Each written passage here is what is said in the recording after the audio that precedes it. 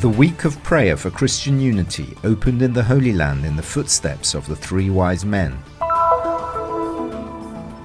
On January 24th, an ecumenical prayer time was held in the co-cathedral of the Latin Patriarchate of Jerusalem.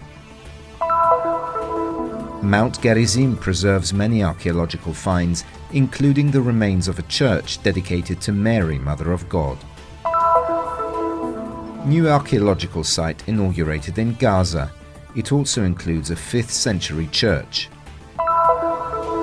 Visiting Hisham Palace in Jericho. The mosaic carpet is one of the largest in the world and dates back to the time of the Umayyad Caliphate.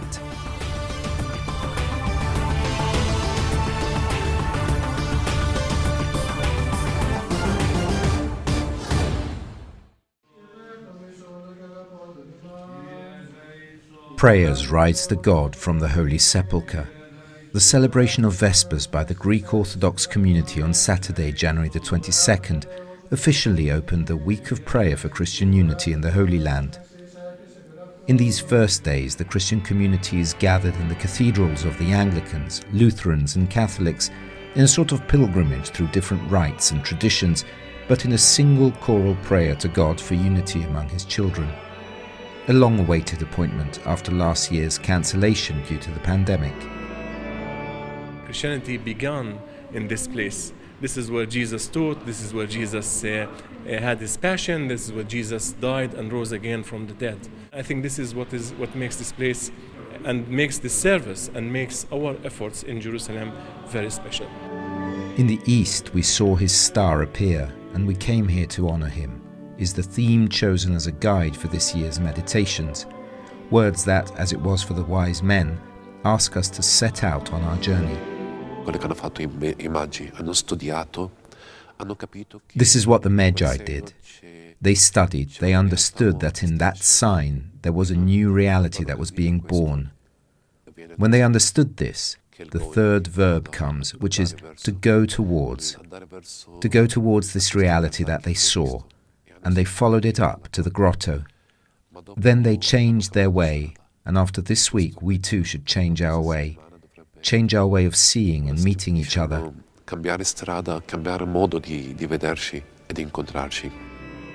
Call to unity and openness to the other, two sides of the same coin, which here in Jerusalem become daily life. What we pray for as church leaders, our lay people live out every day in mixed marriages. Even in my family, my sister is married to an Orthodox and we respect each other. What we have in common is Christ. But we have to know how to always live this shedding and this humility of not saying mine is right and yours is wrong. We both have things to learn from each other. Only by cultivating this attitude can Christians have a future in the Holy Land and in the world. I have seen the growth of our communities drawing closer to one another. They are seeing the urgency and the necessity that we should be more and more united, because that's our future. That's how we can be strong and how we can witness to Christ in an efficient way. And I would say that in a way, according to Christ's own commandment, that we all should be one.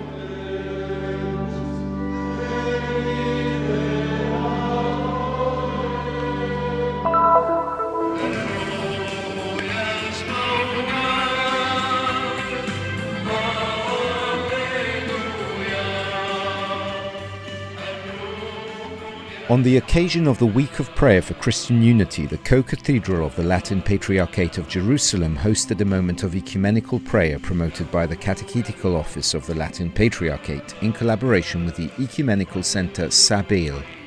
The event on Monday, January 24th, was attended by numerous students from Christian schools in Jerusalem. We have tried to bring together students from Jerusalem schools in the Church of the Latin Patriarchate, along with priests and bishops from the various churches, as an example to the children of unity among Christians and the churches. We hope that one day we will unite as Christians in the temple of the Lord. Our message is one, and that is Jesus Christ, the Savior of the world. It is necessary to work with students to raise a new generation that believes in Christian unity, respects the opinions of others, and believes that our strength is in our unity. In his homily on this occasion, Monsignor William Shomali, Latin Patriarchal Vicar for Jerusalem and Palestine, stressed that division in the Church is a chronic spiritual disease resulting from the absence of dialogue and minor doctrinal differences. Despite this, there are initiatives to create unity. There is at least a sense of shame in the face of these divisions, but there are also serious attempts to restore unity. I'm thinking of the Week of Prayer for Christian Unity itself, but also the historic meetings between popes and church leaders such as Athenagoras. There is also an ecumenical translation of the Bible and periodic meetings between theologians to bridge the theological gaps between the churches.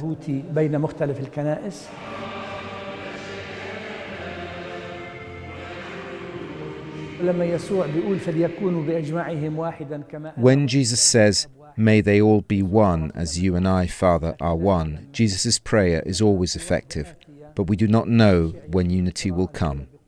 Isaiah says in the first reading, "Console my people, says the Lord your God."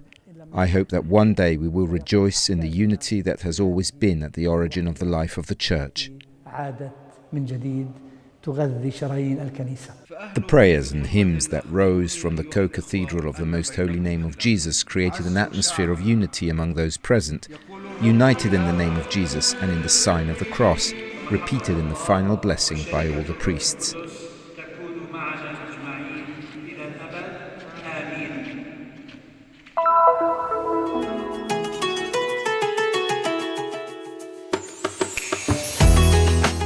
It is mentioned in the Bible. Here are the remains of the Hellenistic city and a Byzantine church, but also a real archaeological park. All this is Mount Garizim. From the road leading to the summit, you can see the city of Nablus, which rises on its slopes. The landscape one enters on the way up is an invitation to learn more about this place. Mount Gerizim is located in the center of the Holy Land, in what was the ancient region of Samaria, today's West Bank, Palestine. It is a mountain about 880 meters high, and it is located in the southern part of a valley, a long valley, in which today there is the city of Nablus. For the Samaritans, Gerizim is still a sacred mountain today. In the Samaritan tradition, Mount Gerizim is considered more sacred than Jerusalem. In the Samaritan Pentateuch, the only scripture of the Samaritans which corresponds more or less to the first 5 books of the Bible, to our Mosaic Pentateuch, they mention Mount Gerizim 13 times. That is more times than in the Hebrew text of the Old Testament that has come down to us. For them, Mount Gerizim corresponds, for example, to the mountain where Abraham should have sacrificed his son Isaac.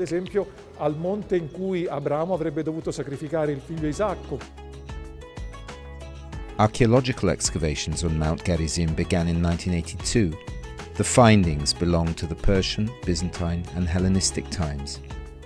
So Mount Gerizim, it's an archaeological site which keep archaeology from the Second Temple. Most of the archaeology is keep the Samaritan tradition, and it's also a biblical site. Samaritans go up to Mount Gerizim to celebrate their feasts. 3 times a year, the Samaritan community doing a pilgrimage to the mount, which in their date, in Sukkot, Shavuot and Pesach, they coming, and this is one of the only places that you can see also the sacrifice, the Samaritan sacrifice, which is the most close sacrifice that we know that the children of Israel did in the Second Temple. On the mount there are the remains of a Byzantine-era church dedicated to the Mother of God, the Theotokos. Around the 4th century, the Samaritans were experiencing a renaissance of their own. At that time, the Byzantine Emperor Zeno decided to erase all traces of the Samaritan cult and to build on the top of Mount Garizim a church dedicated to the Mother of God, the Theotokos. Un tempio, una chiesa dedicata alla Madre di Dio, la Theotokos, la genitrice di Dio. Although little known of the classic pilgrimage routes, Mount Gerizim is a significant biblical site. It still holds treasures and traditions of the different faiths of this land.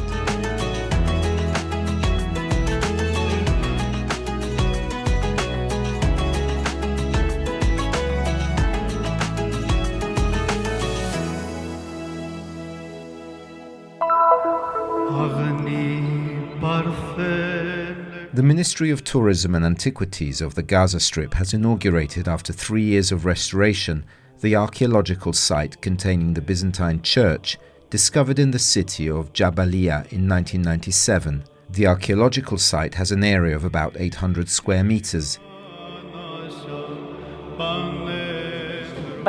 The restoration and maintenance work was carried out under the supervision of the Ministry of Tourism and Palestinian Antiquities, in collaboration with the French organisation Première Urgence Internationale, and thanks to the founding from the British Council, a British body for the promotion of cultural relations. The church dates back to the time of the Byzantine Emperor Theodosius II, who reigned between 408 and 450 AD. Since its construction, the area has been used as the home of 24 Byzantine emperors and, in Muslim times, 14 caliphs. It is a church with 3 aisles. It also consists of a central porch, the largest, a baptismal area, and a prayer room attached to the church. The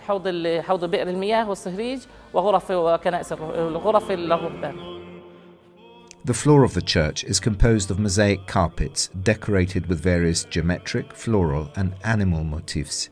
A baptismal font in the shape of a cross covered with white marble was also restored.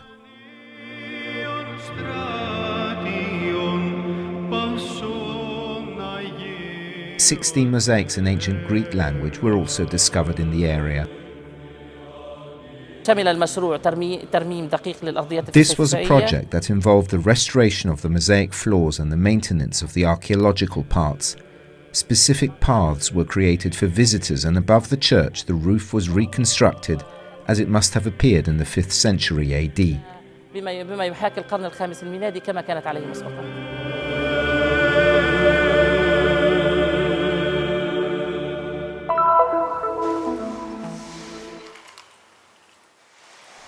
The effect from above is almost hypnotizing for the technical and artistic precision with which the tiny coloured tesserae give shape to the medallion.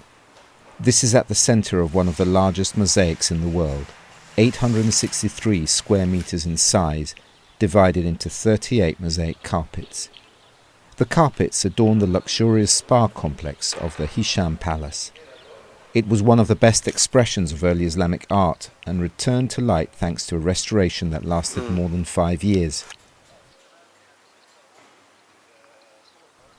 We are in Jericho, a Palestinian city with a millenary history, where kings and emirs loved to reside in winter because of the particularly mild climate.